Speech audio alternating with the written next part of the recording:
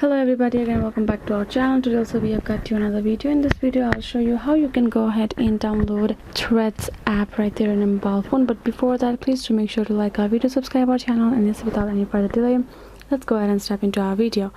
So Threads is simply a new app created by and is connected with Instagram itself. Is now launched. So for that purpose, if you want to download and use it, what you gotta do is simply go ahead, open your Play Store, and now go to the search bar over here and type in Threads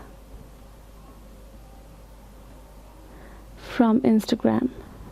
If you do that, the first option is simply gonna come up on its own. Simply go ahead, tap on that option, and you will be able to find this install option. Go ahead, tap on it. While it's being installed, to explain a little bit about Threads is simply a connected Instagram app, an app which is connected with Instagram and acts like kind of Twitter. You can go ahead, make your hashtags, posts, you can follow new trending hashtags, new trending accounts, new trending topics right there in your Threads.